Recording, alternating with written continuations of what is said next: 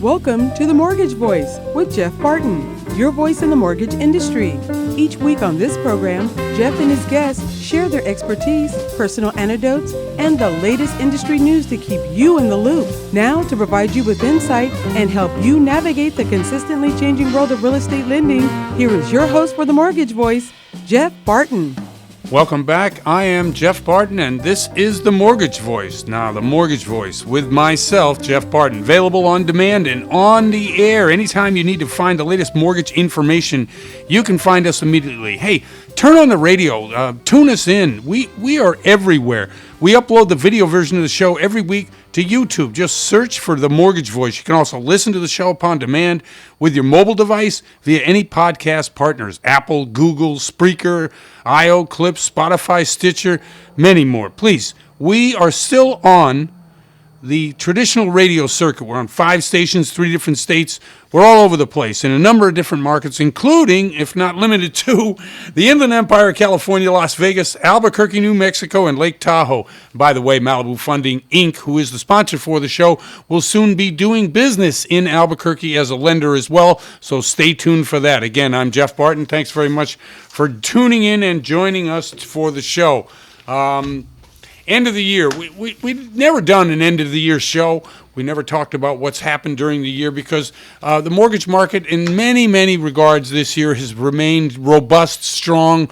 Rates are awesome. All kinds of terrific things happening in the marketplace which benefit you, the borrower. The unfortunate side of all of this really low interest rate and the interest rate, the low climate, is the fact that there's a lot of competition, and if you're trying to buy a house, and you have been trying to buy a house, and you are watching prices increase, by the way, 20% nationally, it's really just kind of unbelievable. But the fact that it has been rising so fast, the real estate prices, and the fact that interest rates are so low, it meant that competition for anything that was good, any great product out there which is priced right in a competitive market with low borrowing rates is you're going to get 5 or 10 different offers on every property in that category. And whether it's here in Albuquerque, up in Tahoe region, we have people who have come on the show from every place we do business. And when I say we do business, I mean, again, Malibu Funding, Inc., they do business in a lot of different states.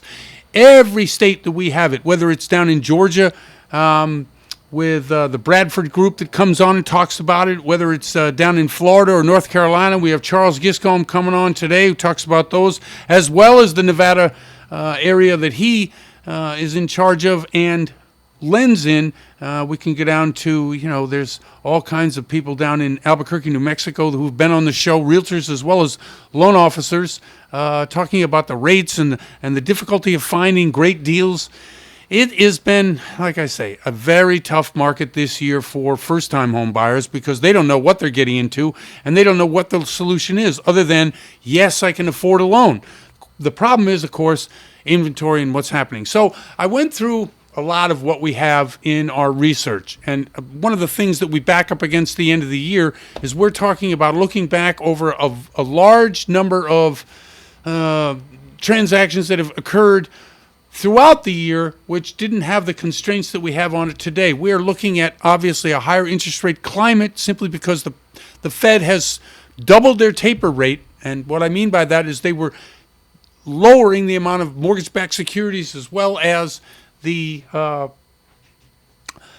treasuries that they were buying to the tune of 10 billion a month, $5 billion a month. They doubled that amount. Now it's $30 billion a month less than they were buying. Taper is going to end the stimulus package or quantitative easing program by the Fed by March.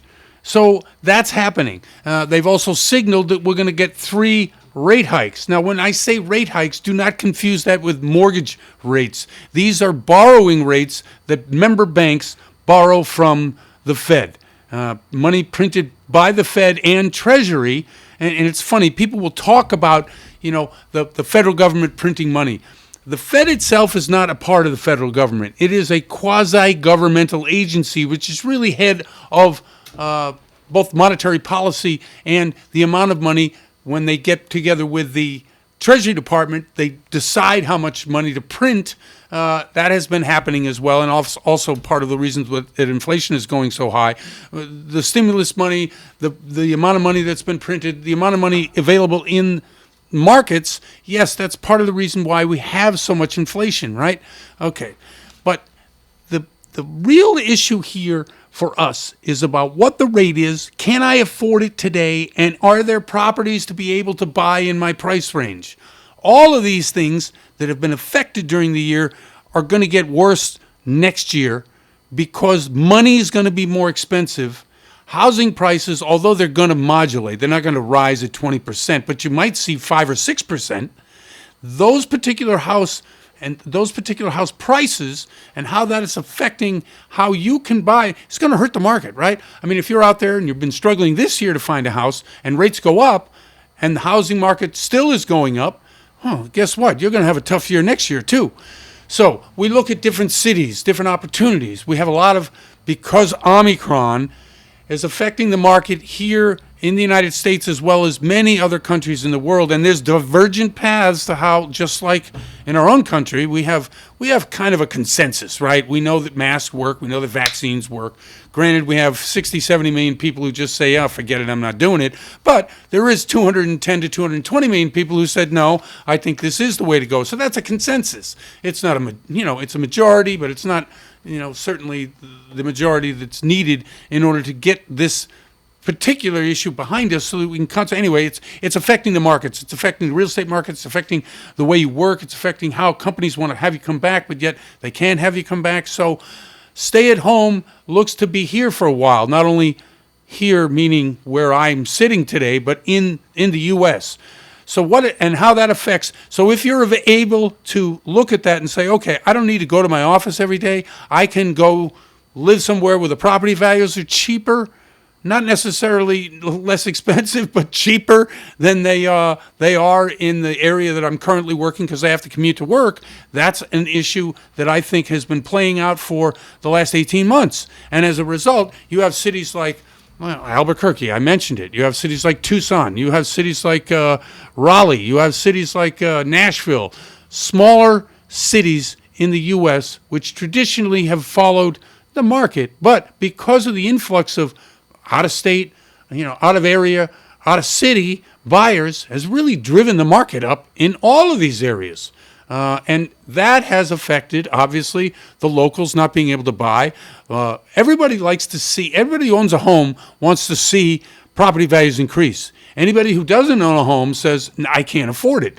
What's the result of all this? The result of all this is that, yes, 2022 is going to be a tough year. Yes, it is. Lots of aspirated T's right there. But I can just tell you, it's going to be tough probably through 2023. Yeah, that's about what we're looking at down the line. And we're looking at the way rates and how they're adjusting to either the pandemic or what's happening in Russia or what's happening in China. And all of these things are affecting what's going on with the bonds, the 10-year especially. And I want to talk about that in the next segment that I have, just to give you an idea. Treasuries have remained very stable. And what I mean by stable is between half a point and 1.5 points for the last 2 years since COVID.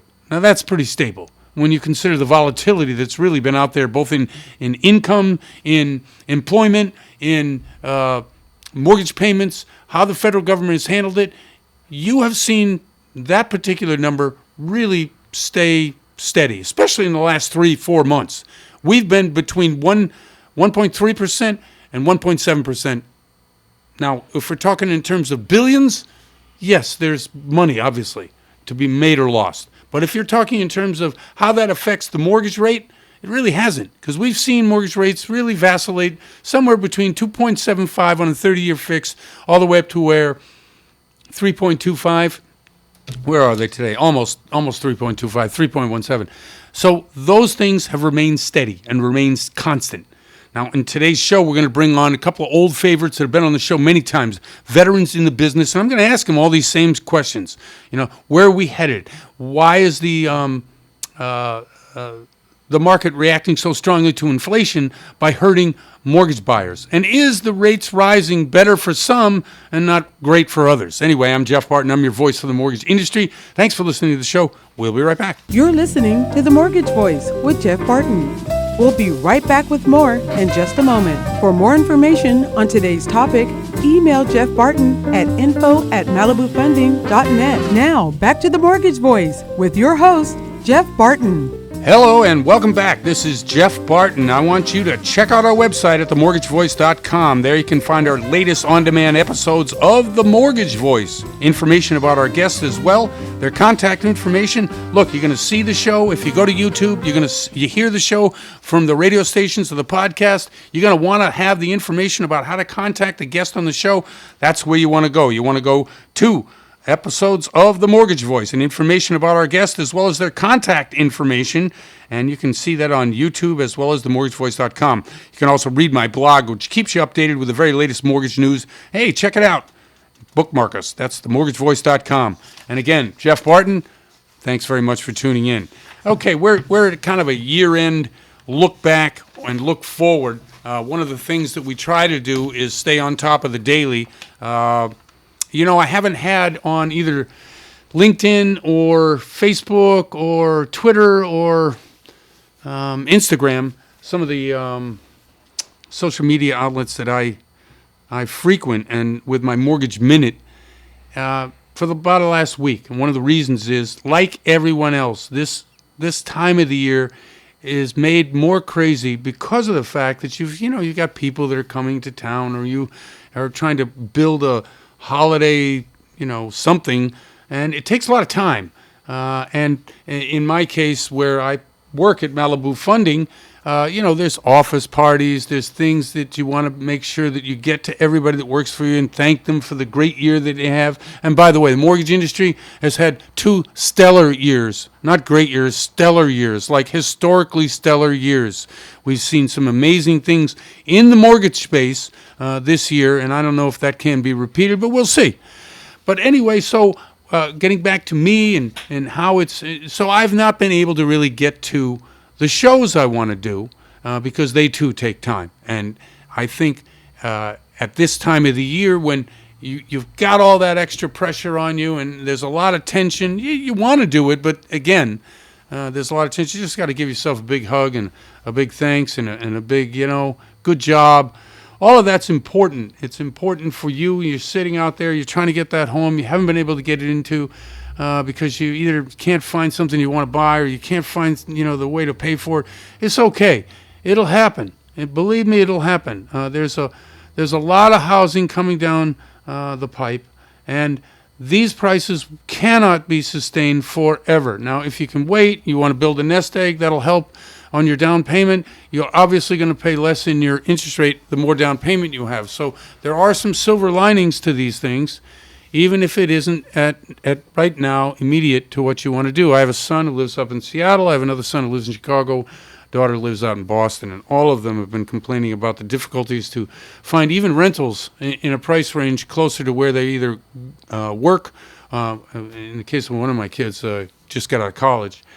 So one of my sons said, okay, I've got to move, and I want to move further away because I need more space. I'm working, obviously, remotely. I need, he's in the video game business, and I don't even know if they call it that anymore, but regardless, that's what he does. He's in a certain company up in Seattle, and they do a great job.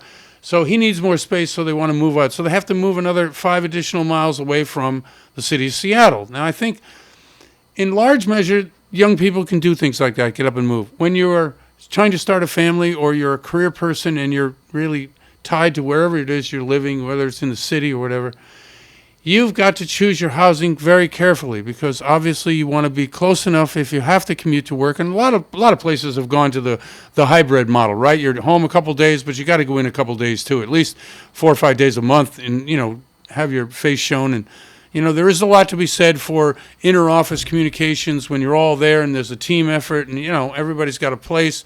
I happen to like it. I like it when everybody comes to work. But we've got, even at where I work, a lot of people work remote. Probably 90% of the people don't come to the office ever.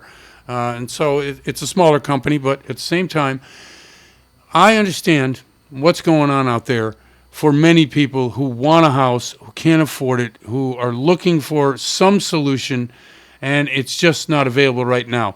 Time is on your side. These things do not last forever. COVID's not going to last forever, which has really been ruling a lot of the market, as everyone knows. Whether it's showings, whether it's listings, whether it's how you list, whether it's how you interact with people, whether it's your mortgage broker, your real estate agent, your inspectors that you have to get out there if you do end up buying. A lot of this is really affecting the marketplace.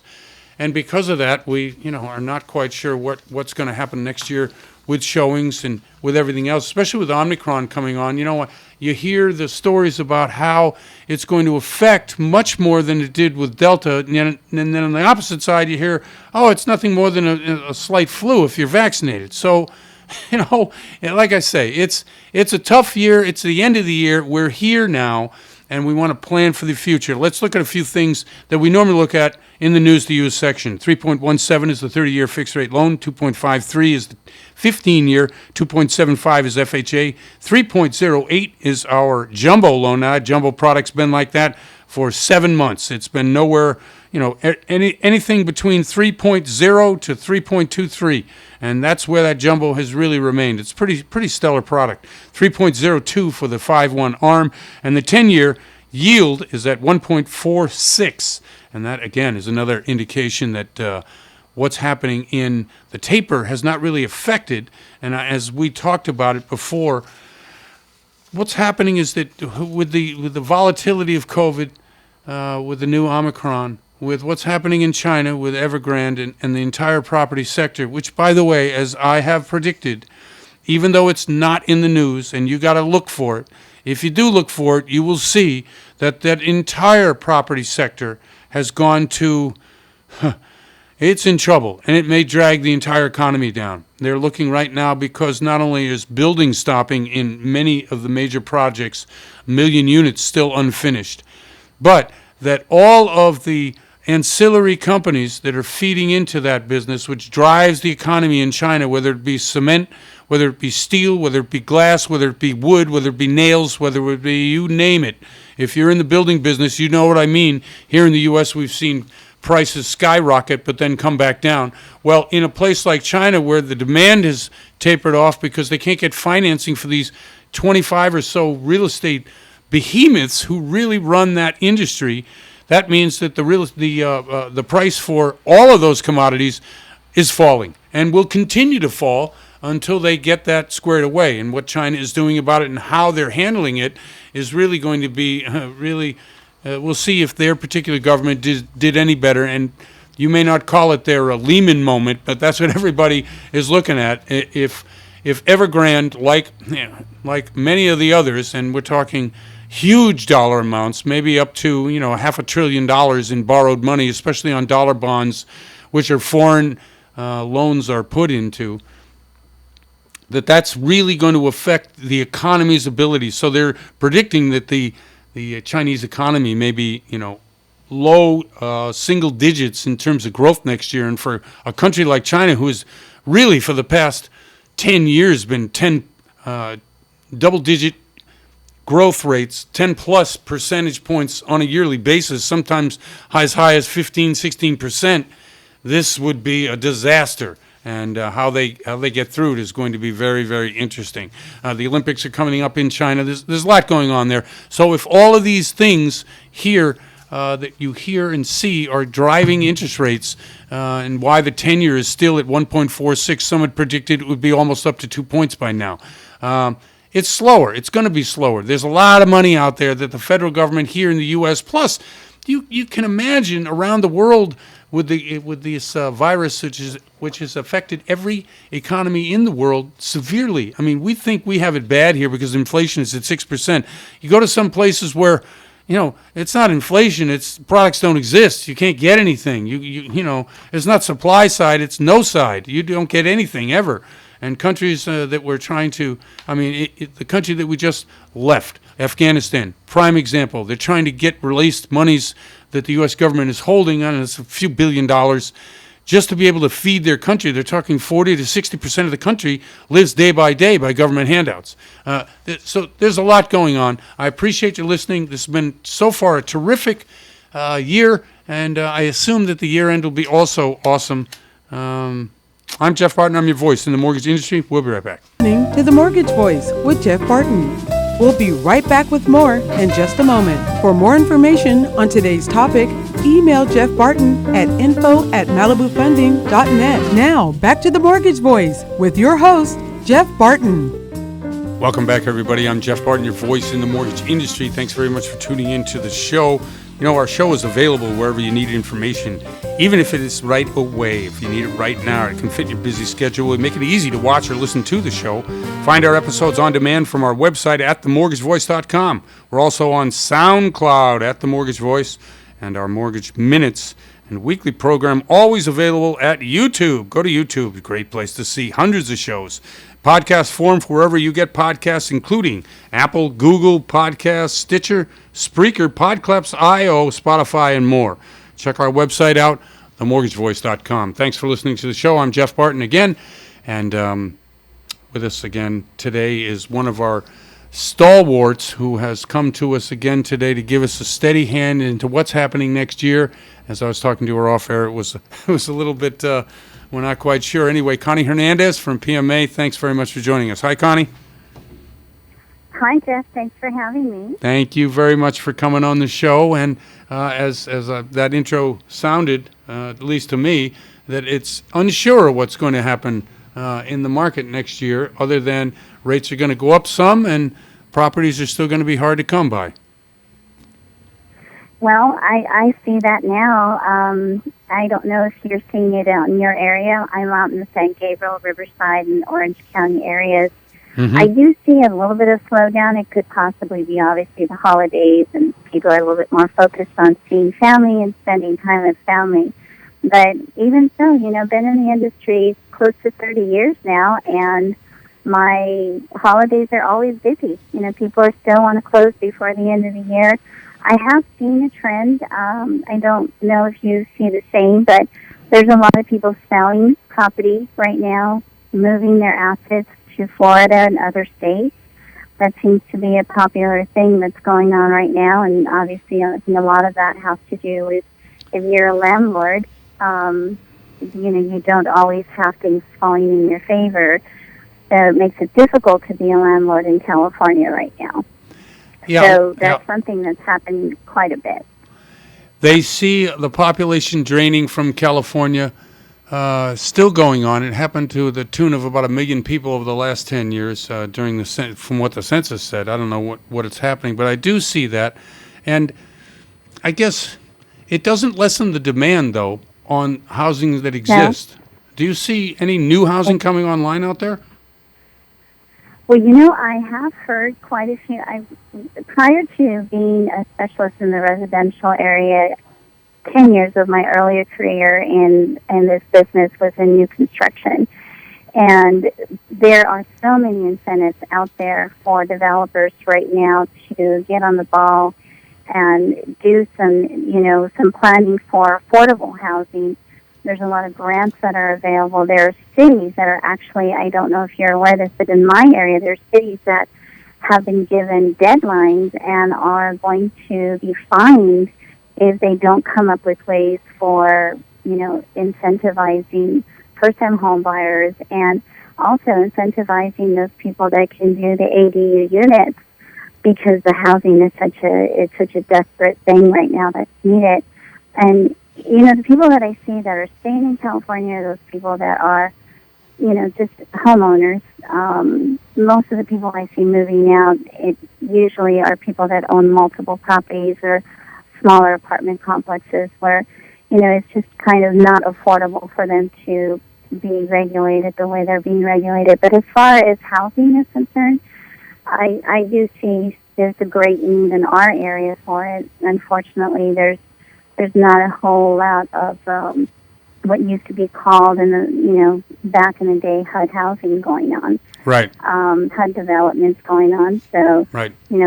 until I think they step up and do that type of development, I think there's still going to be a big need for it. What are some of the products that you're finding your borrowers looking towards now? Are they in the traditional 30-year? Are they in the non-QM, what they call non-QM? Is it FHA mostly? What are you lending on? Well, FHA is always going to be there. It's still popular because it's the least expensive way to get into a home if you have any kind of challenges with credit. Conventional is still there for those professionals that, really show an income, and I'm talking, professionals that are being paid W-2s. Self-employed, I do see a lot more non-QM products out there. And, something that's happening is sometimes, even though people may have the income to show, they just don't want to deal with the paperwork or the length it takes to close the conventional loan right now. So they take the easier route. The rates are aggressive. They're not going to compare to your conventional conforming rates, but they're willing to take a little bit higher rate if they're not having to go through a longer escrow and provide, dozens of documentation, which is the norm right now. Right. So that sounds to me like you're thinking, and I agree with you, that lending guidelines have not gotten easier; they've gotten a little tougher. Yes, on the conventional side, right? Definitely. Right. Yes.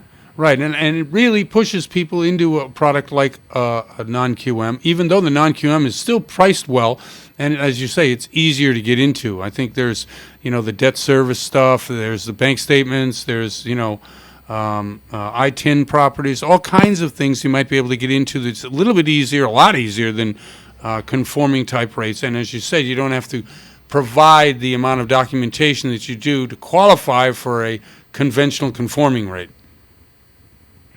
Yes, you're absolutely right. I see where it's taking us longer now to get a file process on conventional conforming, even if it's not a jumbo product or high balance product. There's regular conventional conforming loan, decent credit, even some reserves. It still takes us longer because it's just we're having to really cross our T's, dot our I's, and have everything ready because we will get conditioned after the fact. And, obviously that prolongs escrows.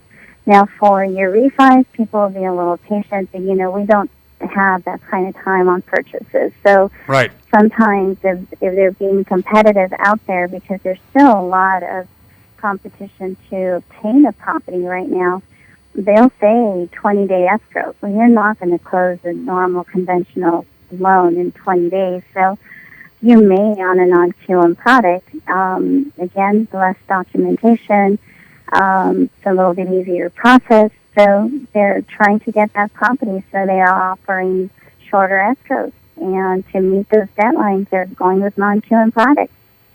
Well, that's interesting you're saying that. So you're thinking that in the non-QM world, it's a little bit quicker because there's less documentation and there's less need to really, get all the things that they would need in the conventional loan. Almost definitely. I can tell you I had a 2-month bank statement program, which my client has corporate tax returns, has personal tax returns, which are strong. But he just did not feel like he wanted to give up his corporate tax returns and have a CPA do a letter and, go through all those hoops that he'd gone through in the past. He went with the higher rate, 2-month bank statements. We closed in 15 days. Oh, that's excellent. No, closing quick on any kind of purchase is almost better than, because you can always refi it if the rates go down again into a conventional loan. Correct. Because you have the time. Mm-hmm. But on a purchase, no way. And if you can compete on the basis of closing quicker, that really makes quite a bit of difference, especially in a competitive marketplace. Well, I think that's what's driving these programs, that there is a lot of competition to close or offer to close sooner than the 30 days. And I think that's honestly, in my experience, that's what it's been, that they're willing to take a little higher rate as long as they're not going to lose that property and they can meet that deadline. Because I don't know if you see that with other offices that you're working with, but in my case, they're not giving extensions anymore. It will be very rare that if you don't meet your deadline to close an escrow that they will give you an extension. Huh. That's interesting. I have seen some stress on a bunch of loan officers' faces, so I would say yes, that's probably true. But we've run out of time here. Could you please tell people how they might be able to get in touch with you and maybe a little bit about where you work? Thank you, Jeff. Sure. Yes, absolutely. I'm in downtown Covina, 101 North Citrus, right on the corner of Padillo and Citrus is my office. I've been in the industry quite some time. Happy to answer any questions anyone may have, whether it's refinancing, doing a reverse loan. That seems to be very popular right now. If you're looking to get pre-approved for a purchase of a property or just have general questions in any of those subject matters, feel free to call me. My name is Connie Hernandez. I can be reached at area code 626-422-2017. Connie, thank you very much. Good information, and I appreciate it. And also, I've got to get together with you at some point and say hey, and maybe have a glass of something. And anyway, Happy New Year, Merry Christmas to you. That sounds great. Yeah, exactly. Thank you. Merry Christmas to you too, Joe. Thanks, Connie. That's Connie Hernandez from PMA. I'm Jeff Barton, your voice in the mortgage industry. Be right back. You're listening to The Mortgage Voice with Jeff Barton. We'll be right back with more in just a moment. For more information on today's topic, email Jeff Barton at info@malibufunding.net. Now, back to The Mortgage Voice with your host, Jeff Barton. Welcome back, everybody. I'm Jeff Barton, your voice in the mortgage industry. Our show is available anywhere and everywhere you need it, on demand and right now. Everybody's got a busy schedule, right? But we've got ways that you can listen to the show. You can go to your phone. You can go to the computer. You can go to, Carrier Pigeon. If you want to listen to the show, go to many of our podcasts. We have a number of them, whether it's Stitcher or Spreaker or Apple or Google or podclips.io. We certainly are also on YouTube. If you go to YouTube and see the show, click on that you like the show. All of these things have the ability for you to sign up as a member and be alerted to exactly when we're doing our next show and when you can pick it up. I'm Jeff Barton. This is The Mortgage Voice, and I really appreciate you listening. It is the holiday season. I know you got a ton of things to do. That's why we bring on the best people at the end of the year. And to that end, Charles Giscombe from Malibu Funding, Nevada, and a number of other spots is joining us now. Charles, how are you?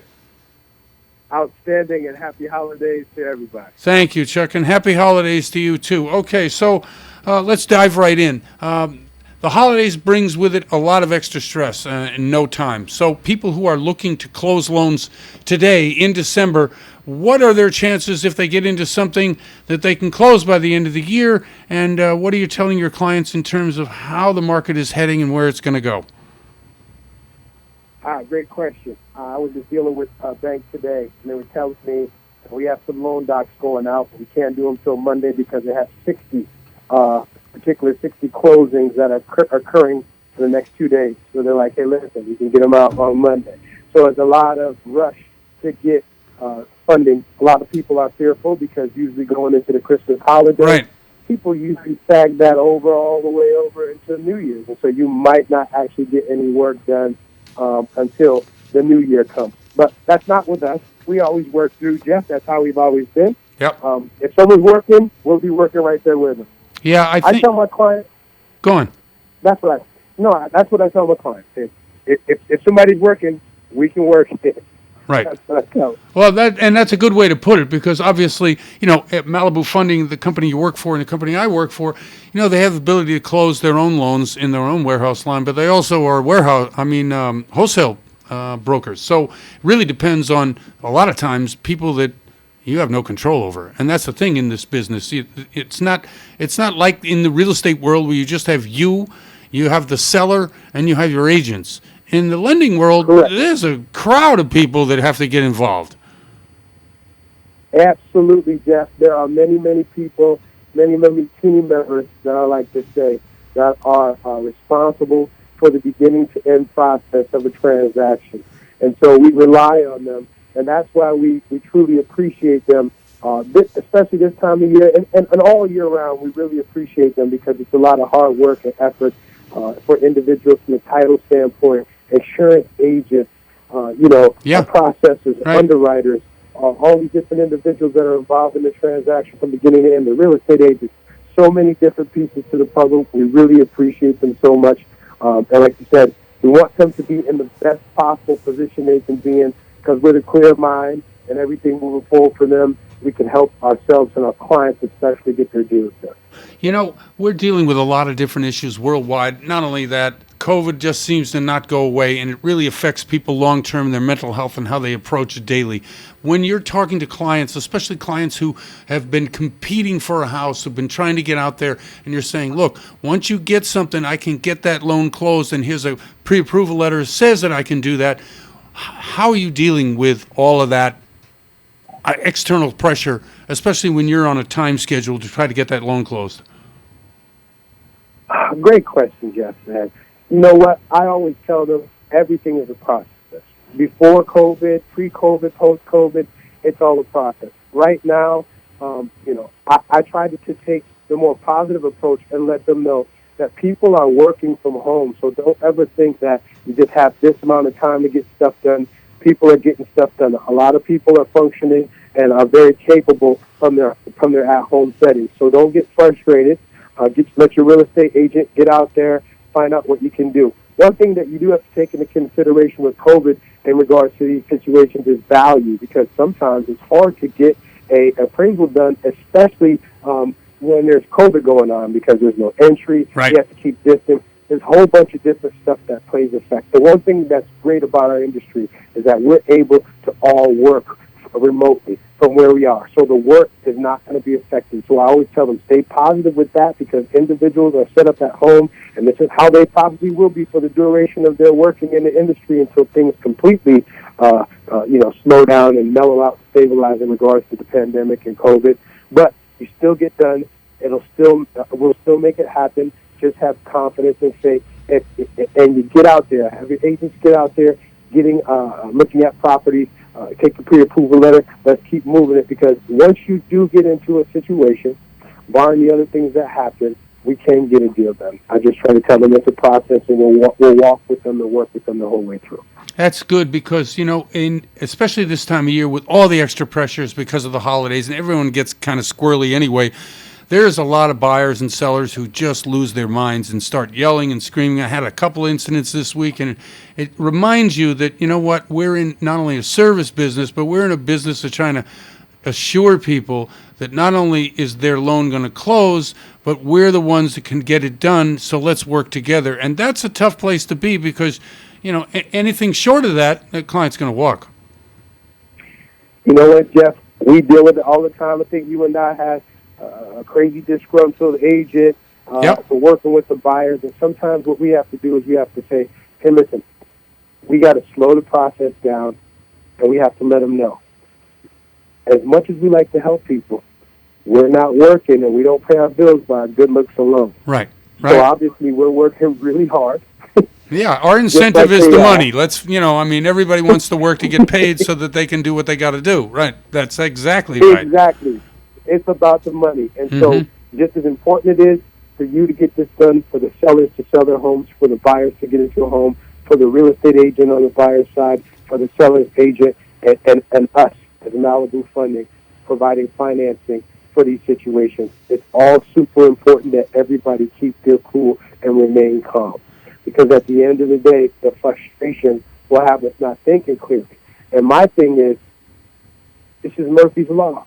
Everything that can and will go wrong in a transaction. And problems always happen, Jeff. And I always tell my clients, it's how quickly and effectively we resolve them that'll get us to the finish line quicker. So the saying goes, cooler heads prevail, and it's absolutely correct. Sometimes you have to push a button here or two to get people to get to it or to get something taken care of. But at the end of the day, if we can be cool, we can get a situation done. And one thing I love about Malibu Funding, and that is every agent, every person I've ever talked to, every loan officer, everybody understands that our clients are the most important thing to us. So we will take the extra step to walk them through just to make sure they know we will do everything to get them to the finish line. Hey, Chuck, we have 2 minutes left. Give us your take on programs. Where are we? What's popular? And what do you think is going to be popular through the new year? You know what, Jeff?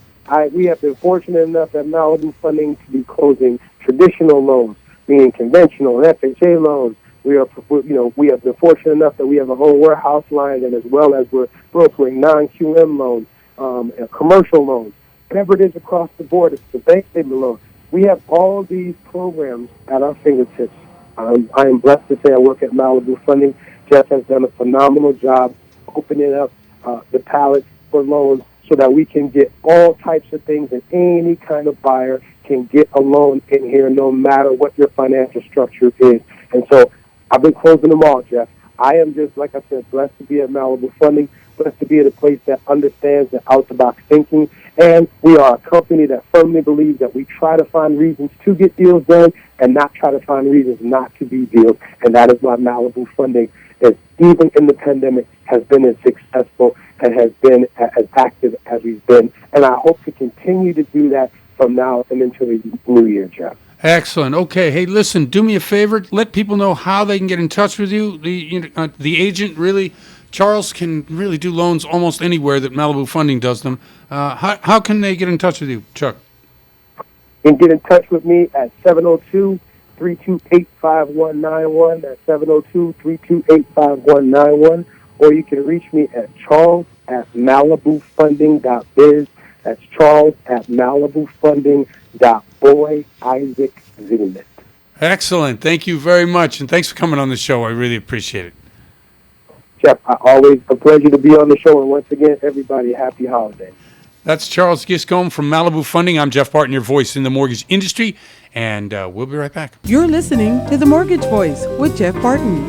We'll be right back with more in just a moment. For more information on today's topic, email Jeff Barton at info@malibufunding.net. Now, back to The Mortgage Voice with your host, Jeff Barton. I'm Jeff Barton, your voice in the mortgage industry. Thanks very much for listening to the show, tuning in each and every week. I really appreciate it. And all the different places that you can hear and see us. Check out the website, of course, mortgagevoice.com. It's terrific. The people that put that website together did so with you in mind. You're the people who listen and view the show, whether it's on YouTube or whether it's through the radio stations. These are the places where you can get caught up on what's happening in the mortgage industry. You can find our latest in-demand episode of The Mortgage Voice, information about our guests, as well as their contact information. You can always read my blog, of course. Keeps you updated with the very latest in mortgage news. Check it out and bookmark us, mortgagevoice.com. We've had a couple of interesting guests on the show today, and the show has really been a more of a touchy-feely show, not so much about programs today, simply because this time of year people need reassurance, and reassurance in the mortgage business means, hey, we're professional, we know what we're doing, we've done this for, the company's over 22 years old, so knowing what we're doing, how we're doing it, yet more at Malibu Funding is important. But knowing that the guests we bring on, who are not all from Malibu Funding, whether it's Connie Hernandez or a multitude of guests that come on the show, are only doing so because I trust and believe in what they say and do. And that's important, especially this time of year. You got too much and a lot going on, and you don't need to worry about that mortgage or that refinance. I just had during the show a text from a friend of mine talking about should they lock. They have this one-time relock rate that they can do on the current loan that they have, and they are being offered a 2.75 30-year fixed. And I said, lock it. Don't wait. What are you waiting on? That's a smoking rate right now. I mean, even at the best of times, that was probably close to the best 30-year fixed rate loan you could get. So we are trying to do exactly that. And as the professionals that we are in charge of how housing is viewed and how easy people can get in or get out of housing.